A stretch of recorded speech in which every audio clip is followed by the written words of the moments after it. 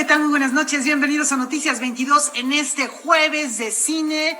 Julio López ya estará con nosotros en unos cuantos minutos en vivo para platicarnos acerca de las novedades, de lo que hay que tener en cuenta, de asuntos importantes en torno al séptimo arte. También es jueves de columnas. Ya veremos en un ratito más también a nuestros colaboradores, como siempre, brillantísimos. Y qué gusto estar con Rafael García Villegas, con Guemansen Rodríguez. Guamán, ¿qué tal? ¿Cómo estás? ¿Con qué empezamos? Muy bien, Laura, ¿qué tal? ¿Cómo estás? ¿Cómo están, amigos de Canal 22 de Noticias 22? Pues vamos a empezar, ahorita Rafael nos va a dar detalles, pero yo pongo la provocación. Rafa, ahí te va el pase. Venga. Hoy es 12 de noviembre, Día Nacional del Libro, y vamos a hablar de estas bellezas, pero más adelante comentamos. De dos grandes figuras de la literatura, dos mujeres fundamentales para entender las letras de nuestro país. Hola, Güeman, hola, Laura Regis en la traducción de Lengua de Señas Mexicana. Qué gusto que nos acompañen y en efecto comenzamos recordando a la décima musa, Sor Juana Inés de la Cruz, una de las máximas figuras de la literatura novohispana, de quien hoy se conmemora un aniversario más de su natalicio. Hombres necios que acusáis a la mujer sin razón. Este 12 de noviembre se celebra el Día Nacional del Libro y no es casualidad, pues en esta fecha se conmemora el natalicio de Juana Inés de Asbaje y Ramírez de Santillana, mejor conocida como Sor Juana Inés de la Cruz, la mayor figura de las letras hispanoamericanas del siglo XVII, cuya intensa vida intelectual abarcó todos los saberes de su época, y a quien hoy evocamos en el aniversario 372 de su nacimiento. No ha sido poca la tinta que ha corrido sobre la vida y obra de la décima musa. Algunos de sus lectores y críticos fundamentales han sido, entre otros, Antonio Latorre, Marco Glantz, Sarapot Herrera, Octavio Paz y Ramón Xirau, autor de Genio y figura de Sor Juana Inés de la Cruz, publicada por primera vez en 1967 y reeditado por el Colegio Nacional hace apenas un lustro. En años recientes han aparecido algunos títulos que han contribuido a seguir reconstruyendo el perfil de esa mujer a la que Amado Nervo se refirió como una mártir del conocimiento. Este año, por ejemplo, con motivo del 325 aniversario luctuoso de la monja Jerónima, el Fondo Editorial del Estado de México publicó una nueva edición de Primero Sueño, la obra lírica de mayor envergadura y acaso la más personal de la poeta. Esta versión cuenta con notas del crítico literario Alejandro Soriano Vallés, quien suma los nuevos hallazgos que se han producido en las últimas décadas alrededor del poema y su creadora. El mismo Soriano Vallés desmiente los mitos más conocidos de la monja en la edición aumentada de su obra, Sor Juana Inés de la Cruz, doncella del Verbo, copiosa biografía publicada este 2020 por Editorial Yus. El entorno de Sor Juana Inés de la Cruz también ha sido de gran interés literario. Para muestra está el libro Cartas de Lisi, la mecena de Sor Juana Inés de la Cruz en correspondencia inédita, que reúne dos misivas de María Luisa Manrique de Lara, virreina de la Nueva España, quien ha trascendido en el mundo de las letras por ser la musa y mecenas de la poeta novohispana. Otro caso reciente es el de la primera novela de Ignacio Casas titulada La esclava de Sor Juana Inés, obra reconocida con el primer premio de novela histórica Claustro de Sor Juana Grijalvo, en la que el autor nos ofrece una mirada al siglo XVII desde los ojos de la mujer que sirvió y compartió con su ama la celda conventual. Sirvan estos ejemplos literarios de reciente publicación como una prueba de la vigencia que tiene el legado de Sor Juana Inés de la Cruz y de la inagotable fuente de asombro que sigue siendo su vida, interrumpida de tajo por una epidemia pestilencial que azotó a toda la capital y que en 1695 entró en el convento de San Jerónimo. En la vida de Juana de Asbaje, en palabras del poeta y filósofo Ramón Xirau, todo es precoz, incluso la muerte. Hoy toca celebrar su vida, una vida que, como pocas, tuvo como pulso vital el innato afán de saber. Y justo sobre estos textos que hay referencia, también falta nombrar a Margarita Peña, una gran estudiosa de la obra de Sor Juana Inés de la Cruz. Este es un libro fundamental, el de Ramón Xirau, editado hace 2 años por el Colegio Nacional. Esta una novedad de principios de este año, Primero Sueño, con un prólogo interesantísimo, con unos apuntes de análisis desde la visión de Santo Tomás. Y la novedad, lo que está circulando en este momento, es esta biografía aumentada que les invitamos a que se metan a Noticias 22 Digital, en donde hay en este momento una entrevista extensa con el autor de este libro, Alejandro Soriano Valles. Y bueno, como sabemos que Sor Juana Inés de la Cruz nació un día como hoy, de hace 372 años, se ha instituido el Día Nacional del Libro, motivo por el cual se regala, cuando uno compra un libro en este día, se regala una edición especial ya desde hace varios años, en esta ocasión dedicada a Margot Glantz, que está vinculada con la entrega de la presea Sor Juana, que en este momento está ocurriendo a una escritora tan importante como Margot. El día de mañana tendremos absolutamente todos los detalles de ello. Mientras tanto, vamos a cambiar de tema. A través de una videoconferencia, miembros de la industria editorial mexicana compartieron un balance de la situación económica ocasionada por la pandemia de la COVID-19. Ante esta situación se expuso la urgente necesidad de impulsar la tasa cero en las librerías. Una reducción en la actividad económica editorial mexicana de 4% en el primer trimestre y 13.2% en el segundo de 2020, lo que representa una contracción semestral de 9.8% en relación al año anterior. Estas fueron las cifras presentadas por las organizaciones de librerías editoriales Almac, Reli, AEMI y Caniam, que en conjunto representan más del 90% del mercado. Durante la conferencia, la industria editorial mexicana en números 2019-2020. El primer bimestre iba razonablemente bien, estaban creciendo 2% las ventas en ejemplares, 1% en facturación, o sea, iba bien, aunque en el 2019, como mencionamos ayer, no fue un gran año, pero bueno, íbamos caminando. Esperamos que el último trimestre de este año, que ya estamos laborando en forma, vamos a decir, razonablemente normal, se recupere con el Buen Fin, con las ventas de Navidad, etcétera, etcétera. Es lo que estamos esperando. El año que entra, ¿lo vemos positivo? Juan Arzós también destaca que la industria editorial mexicana no ha podido colocar libros en las bibliotecas de aula ni en los acervos en las 7.400 bibliotecas públicas del país. Destaca algunos programas que han implementado, como el traslado para la venta de libros físicos y electrónicos a través de plataformas digitales para grandes editoriales y pequeños empresarios de libro. Pero destaca también las modificaciones necesarias a la ley del libro en lo relativo al precio único. Pero ahorita está en proceso de una serie de mejoras, decimos nosotros, a la ley del libro, donde el precio único, que aclaro que no es precio fijo, es precio único, que es un poquito diferente porque lo fija el editor y lo puede cambiar cuando quiera, siempre y cuando lo cambie a todo mundo, no a unos sí y a otros no. Estamos pensando que en lugar de 18 meses, como quedó la ley en 2008, se vaya a 36 meses. De igual modo, señalan la necesidad de impulsar la tasa cero. Por otro lado, seguimos apoyando la tasa cero para librerías, que la acaban de batear hace poco en la Cámara de Diputados, pero seguiremos impulsando la tasa cero para librerías, la tasa cero para libro, vamos a decir de alguna manera más contundente, porque sentimos que sería un impulso muy importante a las librerías. Las librerías es el principal medio que tenemos para promover los libros en toda la República. Noticias 22, Víctor Gaspar. Bueno, y justamente porque la situación que estamos viviendo impacta muchas áreas del quehacer social, cultural, este año frente a la incertidumbre, el Foro de París sobre la Paz dedica su tercera edición al análisis de la situación y el planteamiento de soluciones colectivas. 4 proyectos de este encuentro se van a llevar a cabo en nuestro país. Nivada presenta. Los desafíos que enfrenta el mundo ignoran las fronteras. Abordarlo requiere cooperación internacional y acción colectiva. Sin embargo, la colaboración es cada vez más difícil a medida que los países se están volviendo hacia adentro. Bajo esta premisa, desde 2018, el Foro de París sobre la Paz reúne a jefes de Estado y de Gobierno, líderes de organismos multilaterales y representantes de la sociedad civil, para analizar y plantear soluciones colectivas que ayuden a construir una paz sostenible. Tiene aspectos muy innovadores este foro. No solamente convoca a líderes, a jefes de Estado, líderes de estas instancias multilaterales. Yo creo que el corazón, la esencia del foro, es que convoca a organizaciones de sociedad civil como actores importantísimos de esta gobernanza global.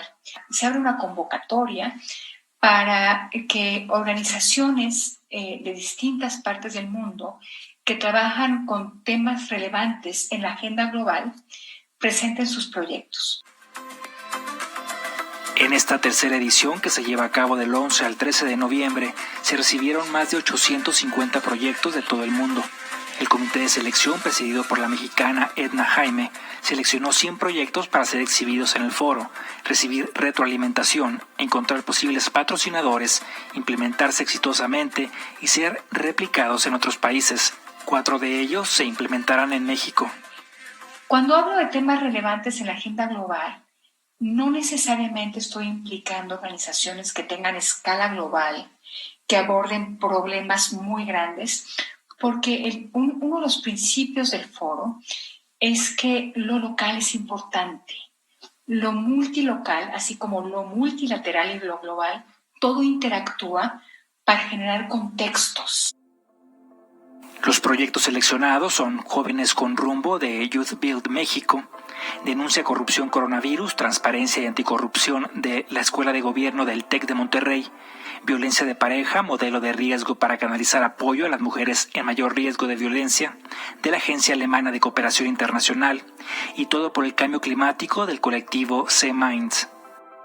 No solamente son los actores gubernamentales los que pueden resolver problemas públicos o globales, son actores sociales los que también pueden aportar a la gobernanza global y a la paz. Esto me parece como el eje más importante de este foro, lo innovador y lo que creo que vale muchísimo la pena seguir. En este 2020, el formato de participación será un híbrido que combinará la presencia física y digital de sus participantes. De esta manera, líderes de todo el mundo podrán interactuar en los debates y presentaciones de proyectos. Noticias 22, Omar Vera. Es momento de ir a una brevísima pausa y como lo pueden ver ya nos estamos preparando para ver qué hay en el cine. No se vayan, regresamos.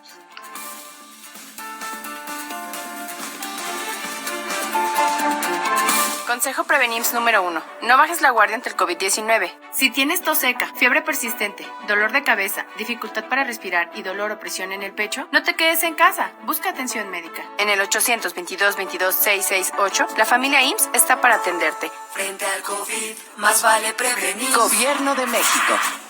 Un relato sobre la química del cerebro, de las plantas y de las emociones humanas. No quiero estar en un lugar triste, lleno de enfermos. Las buenas hierbas. Soy la mujer hierbera, dice. Soy la mujer sabia en el lenguaje. Cinema 22 mexicano, en el marco por el 75 aniversario de los estudios Churubusco. Jueves 22:30 horas. Ya inició el proceso electoral 2020-2021. Y en el Tribunal Electoral de la Ciudad de México, protegemos tus derechos político-electorales respetando todas las medidas de seguridad sanitaria. Con el fin de brindarte la atención que mereces de forma segura, habilitamos la modalidad a distancia. Llama al 55 53 40 4600. En caso de que nos visites, te invitaremos a seguir los protocolos de salud. Tribunal Electoral de la Ciudad de México, garantizando justicia en tu elección.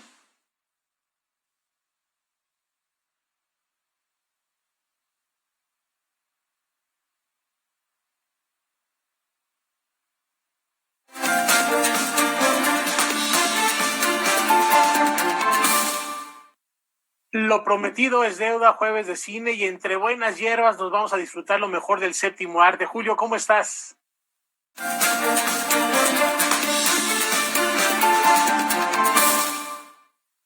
Laura Goemans y amigos de Noticias 22, muy buenas noches. En el marco del 75 aniversario de los estudios Churubusco, esta noche Canal 22 transmite Las buenas hierbas de María Novaro, quien nos acompaña para hablar justamente de esta película, protagonizada por Ana Ofelia Murguía, Ofelia Medina y Úrsula Pruneda. ¿Cómo estás, María Novaro? Hola, muy bien, buenas noches. Pues sin lugar a dudas, encontraste, o más bien conjuntaste, un gran elenco que fue premiado internacionalmente incluso. ¿No? Cuéntanos un poco justamente de qué buscabas de estas actrices para esta película que además es muy íntima. Justamente se estrenó hace 10 años, en octubre del 2010, en el Festival de Roma. fue parte de la selección del Festival de Roma, y ahí nos dieron el premio al mejor elenco por las 3 actrices que mencionaste. Fue muy emocionante. Creo que las 3 maravillosas actrices que tuve la suerte de tener en Las Buenas Hierbas son el principal factor para que esa película fuera lo que fue. Sí. Digamos que al centro de esta película hay una terrible enfermedad que es el Alzheimer. ¿Cómo abordas justamente este tema que podría, nublar todos los otros puntos que hay dentro de la historia, como es justamente esta parte de la herbolaria mexicana también? Claro, quise narrar lo que es una enfermedad degenerativa del cerebro que hace que una persona simplemente deje de ser la persona que es un asunto muy doloroso. Quise contar esa historia. Quizás la quise contar toda mi vida porque la viví con mi mamá, pero me tardé en mi carrera cinematográfica para atreverme a hacer la película. Y la revestí de todo un ropaje que para mí fue muy importante, que fue las hierbas curativas, las hierbas medicinales, las buenas hierbas, las hierbas que también te sirven para evadirte, y las hierbas y las plantas que de acuerdo al Códice Badiano son las plantas que curan el alma. Entonces eso me permitió incluso trabajar el tema, ¿no? Acompañarlo por las plantas que curan el alma. Es sin lugar a dudas una historia que ya lo decíamos, que fácilmente se pudo ir al melodrama en algún momento, ¿no? ¿Cómo fue para ti trabajar con Úrsula Pruneda, que es, digamos, la que sostiene toda la historia, ¿no? Esta historia de pérdida de su madre, literalmente ve cómo su madre poco a poco, día a día, se le va escapando la memoria, se le va escapando los recuerdos, ¿no? Y digamos que el único tiene el personaje de Úrsula, de Ana Ofelia Murguía. Sí, Úrsula Pruneda es una actriz fuera de serie, es una actriz extraordinaria. Yo había trabajado con ella en cosas aisladas y tenía mucha ilusión de trabajar un largometraje con ella como protagonista. Y realmente desde que escribí Las Buenas Hierbas pensé siempre en Úrsula. Era cuando la llamé, ella me dijo cuando empezamos el casting, le dije, no es casting, es un guión para ti. Porque realmente la tuve siempre en mente, siempre tuve ganas de que ella protagonizara una película. Es una actriz equivalente, no sé, por ejemplo, a una Juliette Binoche. Son de esas actrices que tienen la emoción a flor de piel, que te transmiten la emoción de una manera contundente, inteligentísima y muy en contacto con sus emociones. Entonces, bueno, se armó en torno a ella. Ofelia Medina muy gentilmente aceptó hacer el papel de la madre, lo hizo maravillosamente bien. Y Ana Ofelia Murguía, que es una actriz favorita de toda la vida, hizo también un personaje, las 3 son personajes principales, y es otro personaje que habla de las 2 dimensiones, la vida y la muerte que uno vive en vida, ¿no? ¿Cómo ves justo esta posibilidad de que la película, 10 años después de su estreno, tenga justamente ese contacto con el público a través de la pantalla de Canal 22? Estoy muy emocionada, estoy muy contenta. Es una película que me ha dado muchas satisfacciones. Mucha gente se conmueve, me la agradece, gente que me ha dicho incluso cosas tan bonitas como que les ha ayudado a pasar alguna cosa difícil, que todos tenemos puntos difíciles en la vida. Entonces, espero que sea como las plantas que aparecen en la película, una película que ayude a curar el alma. María, pues solo nos resta agradecerte muchísimo que hayas tomado esta videollamada y pues bueno, que la gente la vaya a ver. Muchísimas gracias. Muchas gracias a ustedes, muchas gracias a Canal 22. Nos vemos pronto. Bye. Bueno, pues ahí lo tienen, Las Buenas Hierbas, hoy a las 10:30 de la noche por Canal 22. No es una película que en serio no se deben de perder, es una película que hay que ver en familia, se disfruta muchísimo, está llena de sutilezas, es una película que, pues, yo he visto a muchos de corazón duro que se les han salido las lágrimas con esta historia. Cambiando de tema, llega a la Cineteca Nacional la 68 Muestra Internacional de Cine, que viene conformada por 14 títulos, ¿no? Después de varios meses de espera, por fin se estrenará justamente este cúmulo de películas. Y hay que destacar, la Cineteca Nacional está funcionando, su sala está funcionando con una capacidad del 30% y que tienen todas las medidas de seguridad.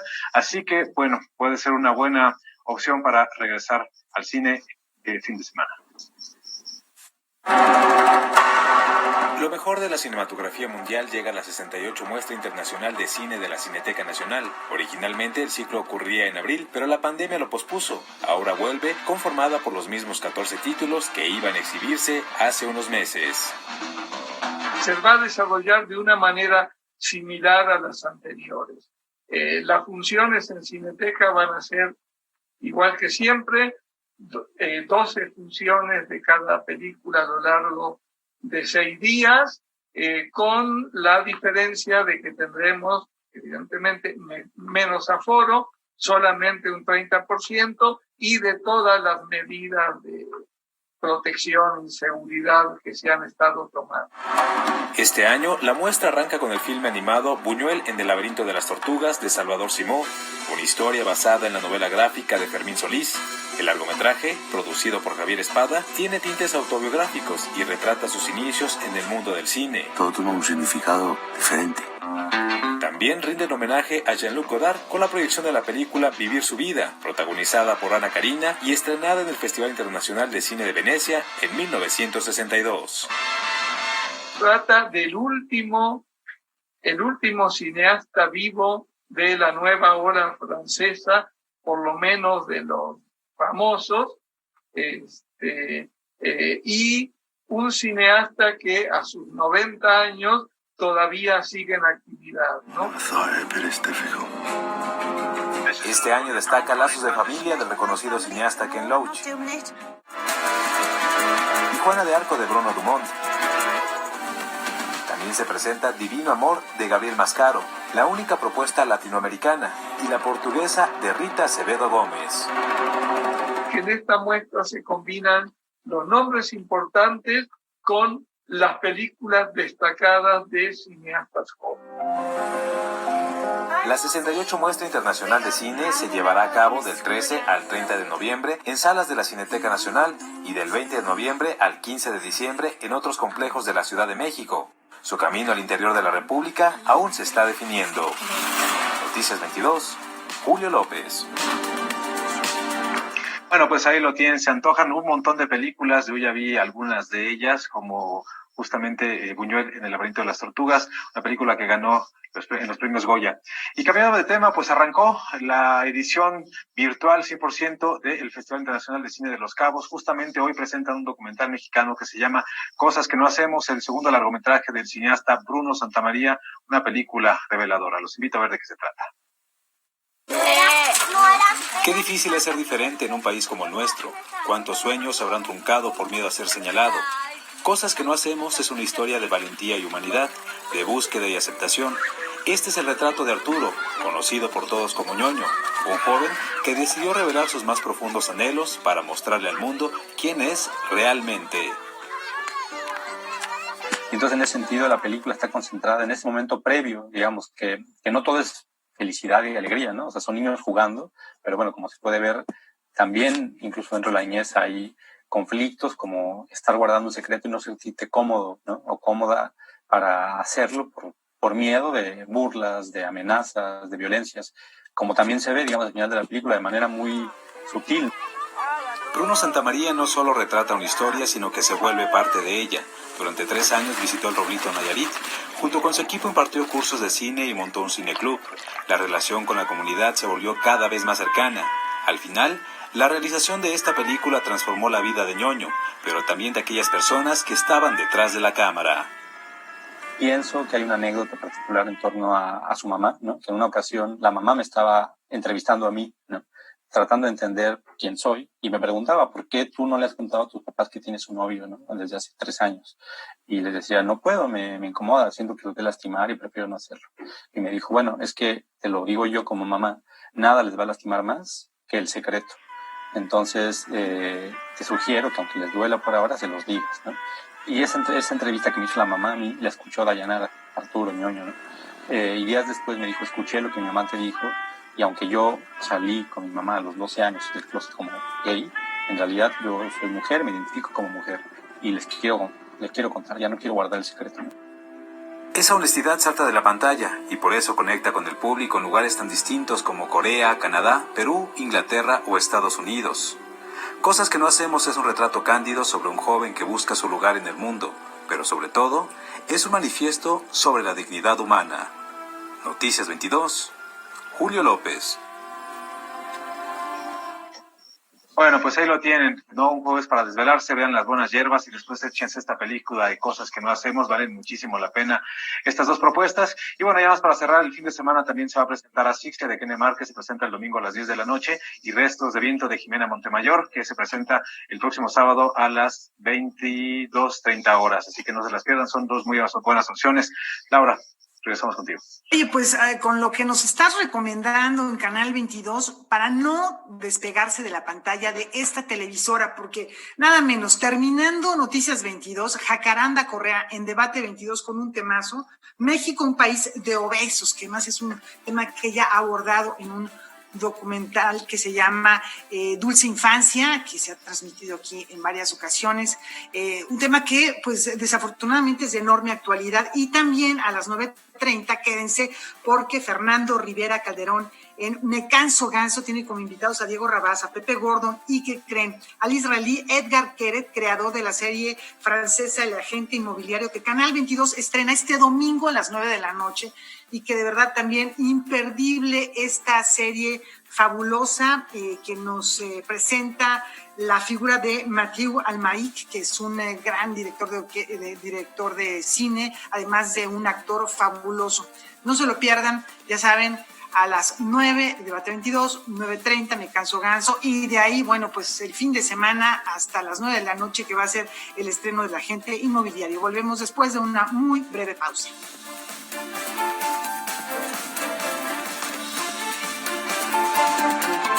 Cuídate del COVID-19 si tienes obesidad. Acude a tu unidad médica para saber si tu peso pone en riesgo tu salud. Con obesidad, el riesgo de enfermar gravemente por COVID es mayor. En el 800-22-22-668, la familia IMSS está para atenderte. Frente al COVID, más vale prevenir. IMSS. Esta familia vive a la deriva. Con un día que no vayas no cambia mucho. Con un padre ausente, un bosque y una época que remite más a la memoria que a coordenadas específicas. Ni tu papá ni yo te enseñamos eso, es mejor que... Tendrán que crecer y soltar sus miedos para sobrevivir. Restos de Viento, en el marco del 75 aniversario de los estudios Churubusco. Estreno, sábado 22:30 horas. Olivier es un agente inmobiliario tan arruinado que acampa en los apartamentos que se supone que está vendiendo. Atrapado entre el chantaje, las deudas y las amenazas, él tendrá que luchar por no perder la cabeza. Vous savez, un petit conseil. Si vous voulez que les gens vous prennent au sérieux, commencez à vous prendre vous-même au sérieux. ¿Eh? El Agente Inmobiliario. Una serie del escritor israelí Edgar Keret en series estelares. Estreno, domingo 15 de noviembre, 21 horas.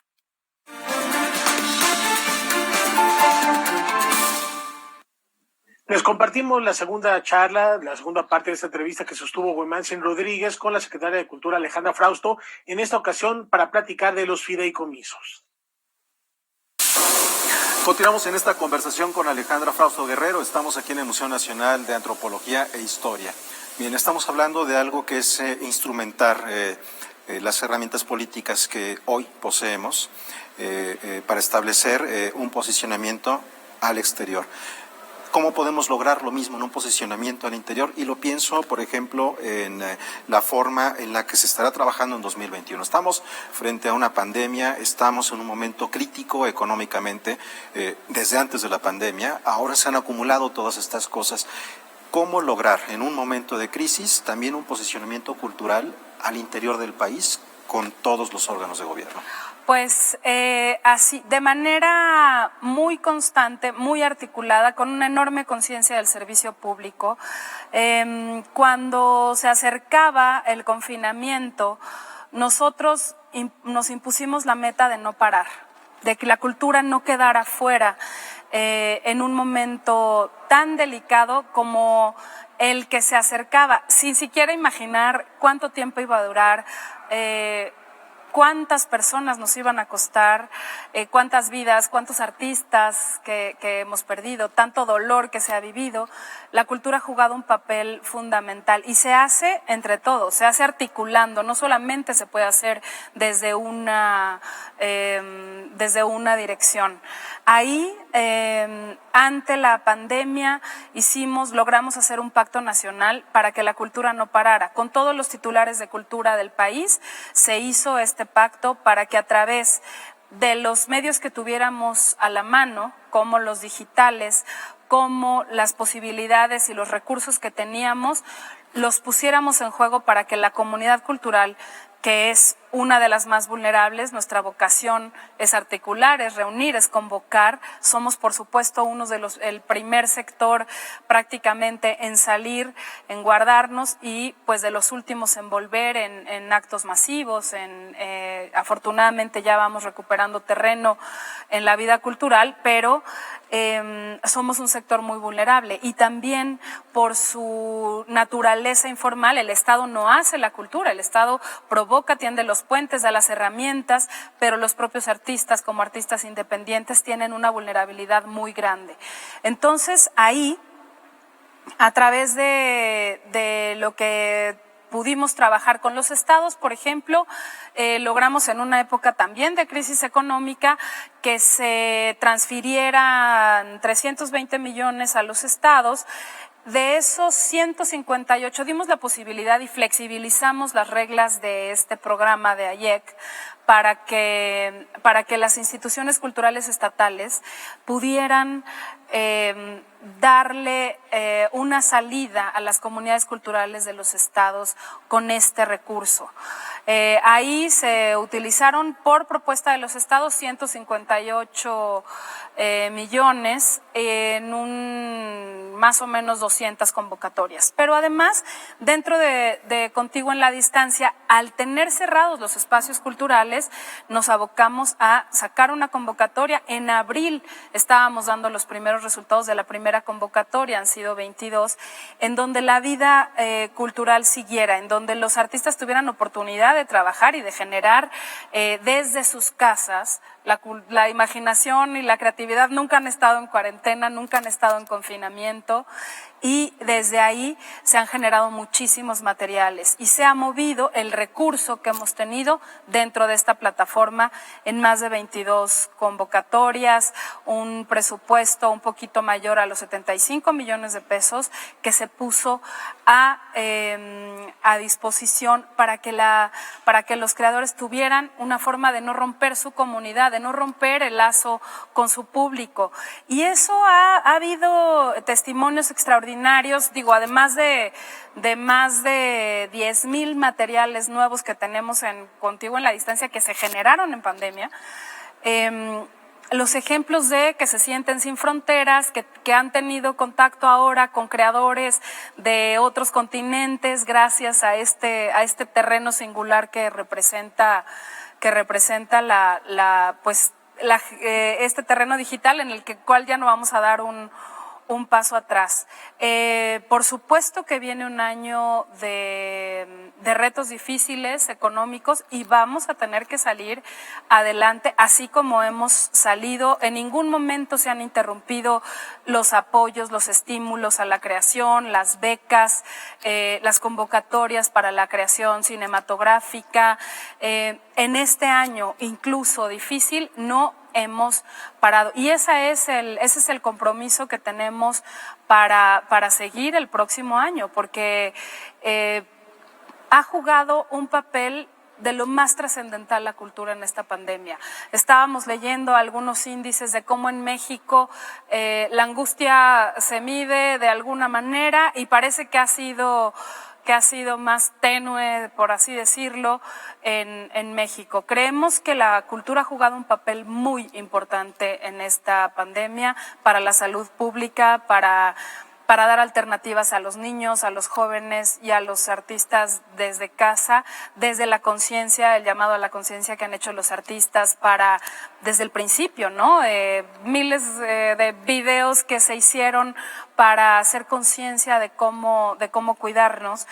Y Y en esta plataforma tuvimos, por ejemplo, un festival cervantino en donde el año pasado presencialmente tuvimos 400,000 asistentes y ahora tuvimos 4 millones, en donde un concierto de Día de Muertos de Lila Downs tiene 1.5 millones de audiencia. Y esta plataforma, sumando entre festivales y usuarios, tenemos más de 10 millones de personas que son usuarios de Contigo en la Distancia. Muchos paisanos en Estados Unidos. Eso es bien importante reconocerlo. Y este esfuerzo, dando alternativas a la comunidad cultural. Y así lo vamos a hacer el próximo año, porque viene un año en donde interinstitucionalmente vamos a trabajar. Antes se hablaba mucho de la transversalidad, yo le llamo proyecto común, y el proyecto común es que la cultura no pare, que la cultura tenga posibilidades y recursos de seguirse desarrollando el próximo año, que seguirá sin duda siendo un año de enormes desafíos económicos, y pues la pandemia nos estamos acostumbrando a vivir con ella, a recuperar ciertas actividades. El regreso a algunas actividades culturales es de llamar la atención, como México ha tenido, pues, por ejemplo, la exposición de Modigliani. En prácticamente ningún museo del mundo se ha montado una exposición internacional en esta época de pandemia. Modigliani pasó su cuarentena aquí en secreto y salió a la luz después de, pues, cuando pudimos regresar a las actividades presenciales con todos los protocolos necesarios, y estamos dando esa batalla y no la vamos a dejar de dar. Siempre hay manera de salir adelante, siempre hay de otra, y esto nos ha obligado a pues inventar caminos diferentes, Juan Mancín, a todos. Hay varias cosas que tienen que ver con esta parte de lo económico y de no parar, y pienso en un par de cosas.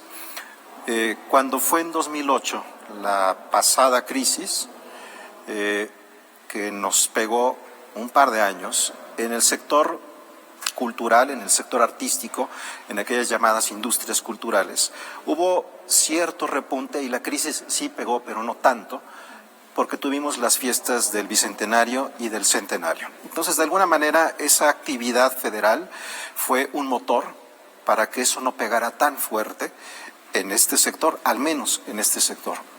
Esta crisis es mayor. Estamos de cara a ciertos festejos importantes para el año entrante. ¿De qué manera esto también podría significar un impacto para mover la maquinaria cultural que tenemos? Y también lo pregunto pensando en los fideicomisos. La desaparición de los fideicomisos es un tema que a muchas personas les sigue hoy preocupando. Más allá de perder el fideicomiso, ¿de qué manera estos apoyos continuarán? ¿Cuáles serán los mecanismos? ¿Quiénes serán esos consejos ciudadanos que participarán en esos mecanismos? ¿Y de qué manera va a impactar en diferentes rubros? Hace un par de días había un posicionamiento nuevamente de la comunidad cinematográfica muy preocupada al respecto. ¿Cómo articular todo eso? Por un lado, toda esta parte que es la legal, la económica, y por la otra parte, la de impulso, la de echar a andar. Así es, pues qué buena pregunta, Juan Mancín. En primer lugar, efectivamente, el próximo año se conmemorarán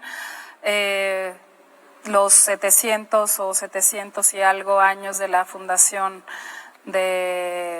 justamente de Tenochtitlán, 500 de la caída, 200 de un México independiente, y eso definitivamente moverá muchas actividades culturales, muchas alternativas para aquellos lugares en donde, por ejemplo, la independencia tuvo un trazo muy claro en distintos estados y rutas en donde esto ha tenido un papel fundamental. Estamos en una comisión en donde el presidente nos ha llamado para articular un gran programa cultural al respecto, de la mano de distintas instituciones. Repito, en un proyecto común con distintas secretarías y encabezado, por supuesto, este esfuerzo desde Presidencia de la República.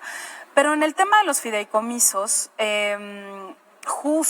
justamente ahí es donde tenemos que hacer el ejercicio más justo y democrático de mecanismos públicos para el apoyo al arte y un mecanismo absolutamente transparente. El compromiso del presidente desde su campaña, desde sus 100 compromisos, era desaparecer los fideicomisos por toda la situación que habían generado en algún área o en otra área de posibilidades de corrupción o de poca transparencia o de manejos cuestionables.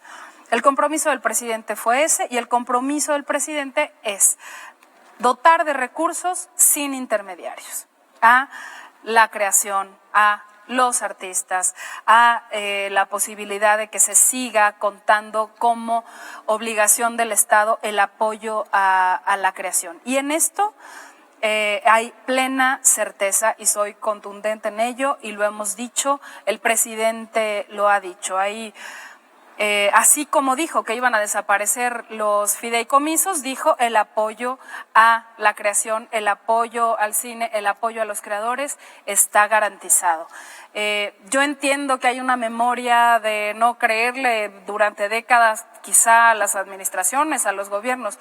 Este gobierno habla con enorme verdad, con claridad y de frente. Y así se están haciendo todos estos cambios internos. Desde que llegamos, dentro del FONCA, por ejemplo, que era un reclamo histórico, todos lo conocemos, de que siempre eran las mismas personas, porque bueno, se acabaron los mecanismos de discrecionalidad, se insacularon, por ejemplo, por primera vez al 100% de los jurados que definen los apoyos a los creadores, entre creadores, esa independencia y autonomía de la cual se habla de un mecanismo como el FONCA, estos mecanismos de intervención de los ciudadanos como creadores, de creadores a creadores, entre pares, se eligen. Ese es un mecanismo que permanece y que debe seguir siendo de esa manera. A veces creo que se confunde creyendo que el fideicomiso tenía un recurso que no sé de dónde provenía, siempre ha surgido del presupuesto federal. Cualquier apoyo a la creación, cualquier apoyo que se daba en ese momento en el FONCA, ahora en lo que será el sistema de apoyos a la creación y proyectos culturales, pues sigue siendo dinero federal, pero el mecanismo de selección, ese mecanismo ganado de que se elige entre pares, permanece 100% y permanece con una mejoría, que es la insaculación de jurados, con una participación de jurados con paridad de género, nunca es paridad porque los jurados siempre son nones, pero con participación de género, y eso nos ha dado un resultado en el sistema de creadores, tanto de jóvenes creadores, desde los jóvenes hasta eméritos, en cuanto a jóvenes creadores y al sistema, que el 60% de los actuales beneficiarios de este sistema, del conocido como FONCA, nunca habían sido parte de este sistema. O sea, 6 de cada 10 creadores que están recibiendo ahora un estímulo nunca habían sido parte. Si estamos hablando de un sistema democrático, justo, incluyente, en donde la calidad artística sea el sello, pero con un universo mucho más grande. ¿Cómo se puede articular de mejor manera? Y lo digo pensando en lo siguiente. Por ejemplo, Schopenhauer decía que la filosofía que no sirve para la vida cotidiana no sirve. Sí, la pregunta es cómo dentro de todas estas actividades, proyectos, diseños, eso se puede convertir en una posibilidad real en el cotidiano de la comunidad artística y creativa en nuestro país a lo largo de 12 meses que dura cada año. Pues esta posibilidad, uno de los ejercicios más grandes que se han hecho es justamente trabajar con los estados, porque muchos creadores, o sea, el talento no se circunscribe a un lugar y a un espacio. En todo el país hay talento artístico y hay posibilidades de generar estos puentes que puede representar a veces un estímulo a la creación a un joven creador que le puede cambiar una carrera artística si tiene una posibilidad posibilidad de entrar en un sistema de tutorías, de conocer a otros creadores que les llevan una generación y que se convierten en tutores, pues acercarse, y parte de la institución, del esfuerzo de la institución es acercarnos a territorio.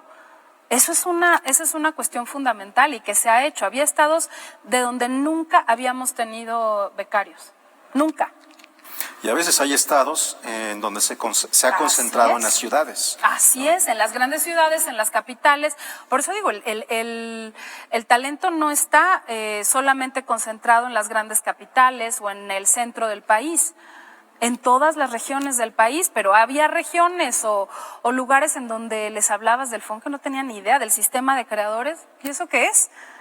Ahí estamos hablando de un sistema que incluye, y eso no tiene que ver con falta de talento, con falta de capacidad creativa, con falta de rigor artístico, de ninguna manera. Con falta de oportunidades, sí. Y entonces ahí es donde hay que fortalecer. Y esos mecanismos de haber crecido en ese sentido, tanto la base de jurados que se insaculan, pero que la base es mucho más grande, ha permitido ir incluyendo, y es un proceso, o sea, no es que de un día para otro se transforme, pero aún con ese cambio de mecanismo, ¿cuál es el cambio del que se ha hablado? Bueno, quizá como se recibe el pago, que va a seguir siendo el dinero federal el que les llega a los creadores, simplemente lo pagaba un banco desde el fideicomiso y lo pagará la tesorería de la federación. Es el único cambio, digamos, tangible que podrían notar, ¿no? En este sentido, los mecanismos que estamos diseñando con la Secretaría de Hacienda se están puliendo y pues me permito decirles que me encantaría invitar al secretario Arturo Herrera, en cuanto tengamos listos todo el palomeo del mecanismo, para que lo dé a conocer, y pues me permitiría invitarlo, si puede platicar con nosotros cómo hemos trabajado de la mano, en cuál es la mejor forma para continuar con estos apoyos de manera transparente y de manera directa. En cuanto al papel del Estado frente al cine, por supuesto que es obligación del Estado seguir fomentando la creación del cine y de toda la cadena, desde el guión hasta el desarrollo de una carpeta, hasta la preproducción, la producción, la postproducción, la distribución, la exhibición, y toda esta cadena que compone la industria cinematográfica está dentro de las capacidades del IMCINE apoyarla. El fideicomiso efectivamente es el mecanismo que se tenía. Los compromisos que existen en los fondos de FOPRO, de FIDE, de lo que se tenía como mecanismos de fideicomiso, se cumplirán al 100%. Los compromisos que ya estaban establecidos, y la herramienta queda dentro del propio IMCINE, que el IMCINE tiene las capacidades de apoyar toda esta cadena de producción de la que hablamos, con un programa presupuestario dirigido a ello. Estos son los mecanismos que me gustaría que platicáramos con el secretario Herrera y la comunidad, que es quien elige los proyectos, la comunidad cinematográfica, que es quien elige qué proyectos se apoya o no se apoya, seguirá siendo quien tome esta decisión. Entonces, este es algo que volvemos a ser enfáticos en ello. Lo hemos dicho infinidad de ocasiones. A veces tanto ruido no permite que llegue claro ese mensaje, y aprovecho esta oportunidad para volverlo a dejar en claro. El apoyo al cine no está en riesgo de ninguna manera, está en las bolsas del presupuesto del próximo año. Independientemente de que sea un año difícil, se contará con recursos para ello. Muchas gracias, Alejandra Frausto, secretaria de Cultura Federal. El día de mañana tendremos otra parte de esta conversación. Bueno, ya lo dijo Güemansi, mañana la tercera parte de esta charla con la secretaria de Cultura, Alejandra Frausto, y por el momento nos vamos a una pausa. Volvemos.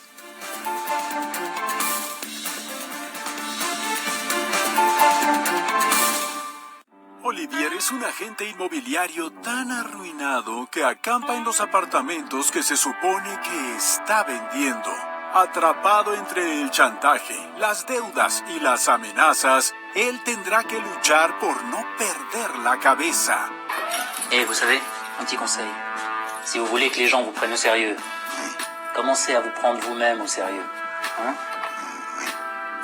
El agente inmobiliario, una serie del escritor israelí Edgar Keret, en Series Estelares. Estreno, domingo 15 de noviembre, 21 horas. Su vida no podría ir peor, y en un intento desesperado por encontrar capital para salvar la cirugía de su prometida, él cometerá un robo.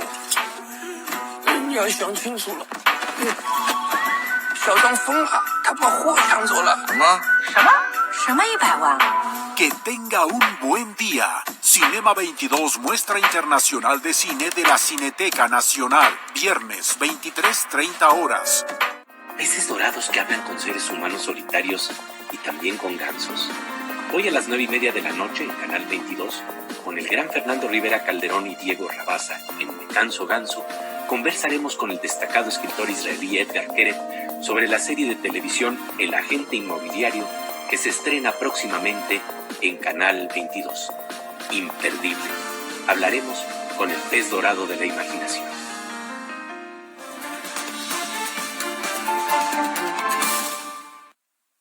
Bueno, sobra decir que la pandemia sigue golpeando duramente al sector cultural, que ha sufrido pérdidas millonarias, y en Alemania nuevamente se anunció el cierre de todos los museos, teatros, salas de concierto para el mes de noviembre.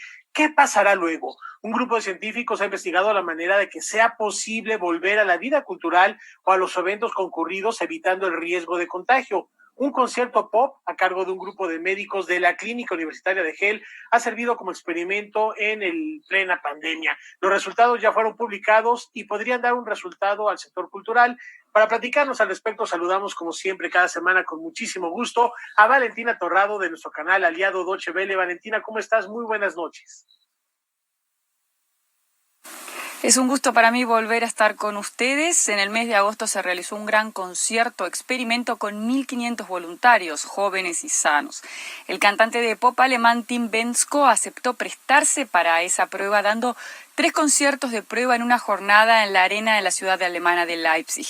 Este concierto formó parte del proyecto de investigación Restart 19 a cargo de un grupo de científicos y médicos de la Clínica Universitaria de Halle, con el objetivo de desarrollar un modelo matemático que permitiese evaluar el riesgo de erupción del virus después de un evento importante en un espacio determinado, como también identificar posibles marcos de condiciones bajo las cuales eventos concurridos puedan volver a tener lugar sin que esto signifique un peligro para la población. Este experimento fue financiado por los estados federales de Sajonia y Sajonia-Anhalt con cerca de 1 millón de euros. Bueno, suena muy interesante, pero platícanos, Valentina, ¿en qué consistió este experimento?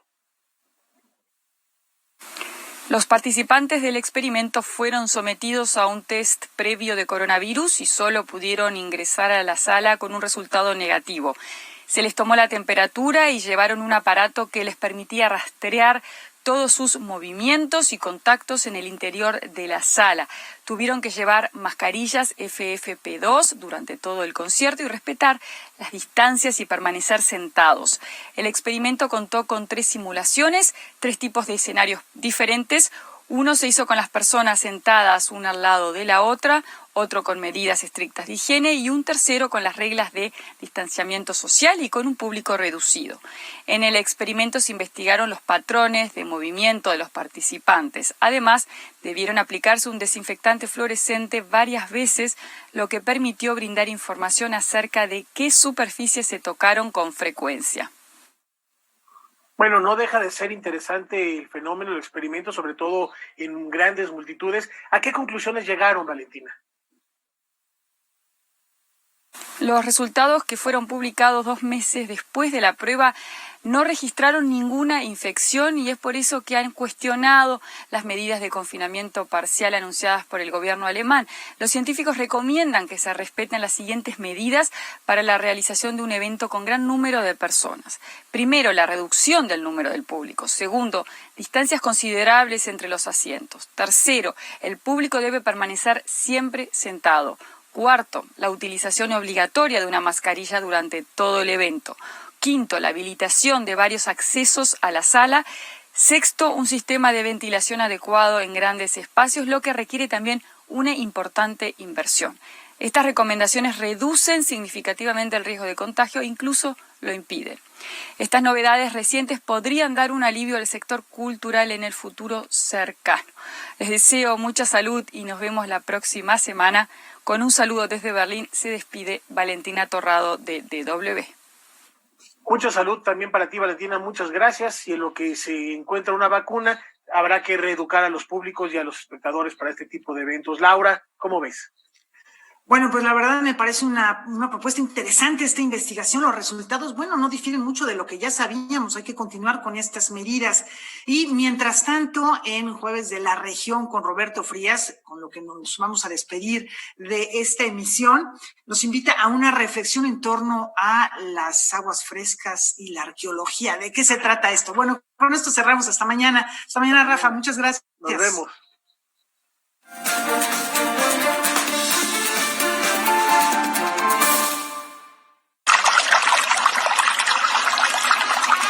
Se les llama aguas frescas porque antes de que existiera la fabricación y distribución industrial del hielo, las aguas descansaban en vasijas de barro que a su vez se colocaban en cajones llenos de tierra húmeda, pudiendo así servirse a 2 o 3 grados menos con relación a la temperatura ambiente.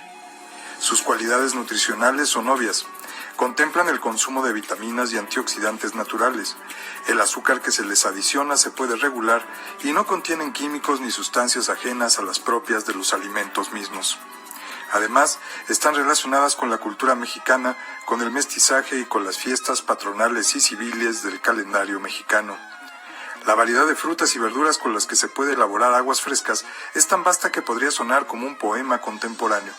Zapote, tamarindo, xoconostle, tuna, sandía, pozol, pingüica, nanche, matalí, limón, jamaica, horchata, chilacayota, chaya y más y más. El consumo de aguas frescas disminuyó en nuestro país gracias a la moda de los refrescos, con las consabidas y terribles consecuencias que han tenido en la salud de toda nuestra población. Obesidad, diabetes y muchos otros males, enfermedades que han sido factores de comorbilidad en la pandemia actual. Este es solo un ejemplo de las transformaciones alimentarias del hipercapitalismo que nos ha tocado vivir y que junto a muchas otras caracterizan un espectro de peligros que la Secretaría de Salud ha querido combatir mediante una campaña de estigmatización pública de los ingredientes dañinos, presentes en muchos alimentos que se venden desde hace años en tiendas y supermercados. Si ya lo sabíamos antes, ahora lo tenemos muy claro. Toda la cadena industrial de producción de alimentos está involucrada en la malnutrición de México. Es de celebrar la campaña mencionada, pero sabemos que cambiar los hábitos de consumo de la población es una de las cosas contra las que ningún mercadólogo lucha. Antes prefiere lanzar otro producto que modificar el anterior. Es decir, no basta con advertir del daño, como sucedió con las fotografías de terror de las cajetillas de cigarros que no detuvieron a ningún fumador. Hace falta dar el siguiente paso: emitir leyes y reglamentos que regulen o incluso prohíban ciertos ingredientes y la fabricación de alimentos dañinos. Las aguas frescas se imponen en este panorama como el recordatorio casi arqueológico de un mundo preindustrial, donde quizá había más tiempo para prepararlas o menos prejuicio para consumirlas. Otras modas como la cultura vegana, lo artesanal, lo hipster y lo post-hippie han alentado el regreso a los alimentos sanos. Quizá deberíamos aprovechar y subirnos a esos trenes, al tren que sea, aunque fuera como polizones y simuladores, con tal de no morir a manos de otros nombres que también parecen de poema contemporáneo, aunque apocalíptico. Jarabe de alta fructosa, azul 5, rojo 3, amarillo 4, glutamato monosódico, grasa vegetal hidrogenada. Para Canal 22, Roberto Frías.